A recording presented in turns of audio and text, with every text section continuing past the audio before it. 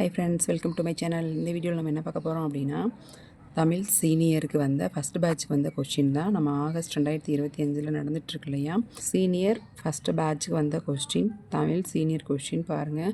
3க்கு 2 centre கொடுத்துருக்காங்க. ஈஸியாக தான் இருக்குது. லெஃப்ட் சைடில் இருக்கிறதெல்லாம் நான் 10ல் தான் நம்ம டைப் பண்ணுற மாதிரி இருக்கும். டிரான்ஸ்லேட்லாம் ரொம்ப ஈஸியாக தான் இருக்குது. இது லெட்டர் அலுவல் முறை கடிதம் கொடுத்துருந்தாங்க. ஸோ இதுவும் ரொம்ப ஈஸியாக தான் இருக்குது. லெட்டர்லாம் ரொம்ப பார்க்கவே கிளியராக இருக்குது. தமிழ் இது பார்த்திங்கன்னா தமிழ் சீனியருக்குரிய ஸ்பீடு ஃபஸ்ட் பேப்பர் எப்படி இருக்குதுன்னு பாருங்கள். இதுவும் ஈஸியாக தான் இருக்குது. இது இங்கிலீஷ் சீனியருக்குரிய ஃபஸ்ட் பேப்பர், ஃபஸ்ட்டு பேட்ச்க்கு வந்தது.